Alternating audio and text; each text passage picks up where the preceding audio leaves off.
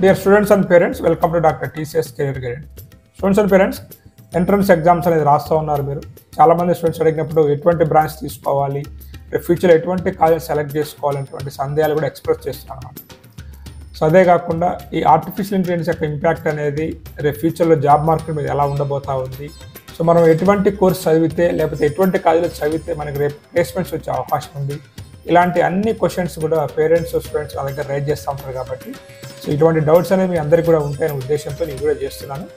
ఈ వీడియో కనుక మీరు చూసినట్లయితే రేపు ఫ్యూచర్లో ఎటువంటి జాబ్స్కి మనకి ఎక్కువ ఇంపార్టెన్స్ పెరగబోతూ ఉంది, మనం ఎటువంటి స్కిల్స్ అనేది నేర్చుకోవాల్సి ఉంటుంది, అదేవిధంగా ఎటువంటి కాలేజీలో మీరు చదివితే ఇటువంటి స్కిల్స్ అనేవి వస్తాయి, సో దానికి సంబంధించిన కాలేజ్ ఏదైనా ఉన్నట్లయితే అది ఏ కాలేజీ అనేటువంటి అన్ని విషయాలు కూడా ఈ వీడియోలో డిస్కస్ చేస్తాను. కాబట్టి ఇంటర్మీడియట్ కంప్లీట్ చేస్తూ రేపు ఇంజనీరింగ్ కోసం చూస్తున్నట్లయితే మీ అందరికీ కూడా ఈ వీడియో ఉపయోగపడుతుంది. కాబట్టి వీడియోని పూర్తిగా చూడండి.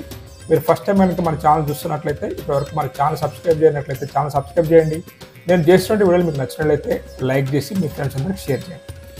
స్టూడెంట్స్ అండ్ పేరెంట్స్, మనం ఒకటి గుర్తుపెట్టుకోవాల్సింది ఏంటంటే ఎక్కడైతే ఇన్వెస్ట్మెంట్ అనేది జరుగుతూ ఉంటుందో ఆ ఏరియాలోనే మనకి జాబ్స్ అనేవి ఎక్కువ క్రియేట్ అవుతూ ఉంటాయి. మరి ఇవందరూ మీరు నేను చెప్పింది కాకుండా ఎవరైతే వరల్డ్ ఎకనామిక్ ఫోరం అయితే మనకి ఈ మధ్య ఒక రిపోర్ట్ రిలీజ్ చేసిందన్నమాట. ఈ రిపోర్ట్ ఆధారంగా ఎక్కడ మనకి ఎక్కువ పెట్టుబడులు అనేది కంపెనీస్ అనేవి ఇన్వెస్ట్ చేస్తున్నాయని తీసుకున్నట్లయితే artificial intelligence and information processing టెక్నాలజీస్లో 86% ఆఫ్ ది ఇన్వెస్ట్మెంట్ అనేది అక్కడ జరుగుతూ ఉంది. దాని తర్వాత robots and automation system, next వచ్చేసి మనకి energy generation, storage and distribution, semi conductors and computing technologies అనమాట, న్యూ మెటీరియల్స్ అండ్ కాంపోజిట్స్ అనమాట. ఇట్లా వరుసగా మనకు ఉన్నాయన్నమాట. అయితే మనం ముఖ్యంగా ఈరోజు artificial intelligence and machine learning and robotics మీద డిస్కస్ చేద్దాం.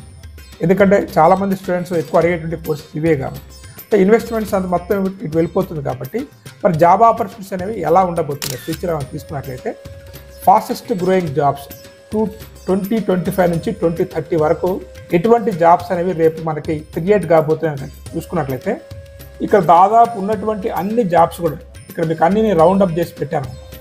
1-2 మినహా అన్నీ కూడా సాఫ్ట్వేర్ రిలేటెడ్ జాబ్స్ అనమాట. ఇక్కడ big data specialist, fintech engineers, AI and machine learning స్పెషలిస్టులు, software applications and developers, security management స్పెషలిస్టులు, data warehousing and specialist అనమాట, automation electrical vehicles, UI and UX designers, data సైంటిస్టులు, data అనలిస్టులు అనమాట, information security అనలిస్టులు, DevOps engineers అనమాట.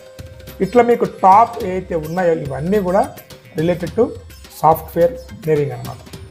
అంటే ఇక్కడ మనం చూసుకున్నట్లయితే ఇవన్నీ కూడా ఏఐ, డేటా సైన్స్, సైబర్ సెక్యూరిటీకి, మిషన్ లెర్నింగ్కి దగ్గరగా ఉన్న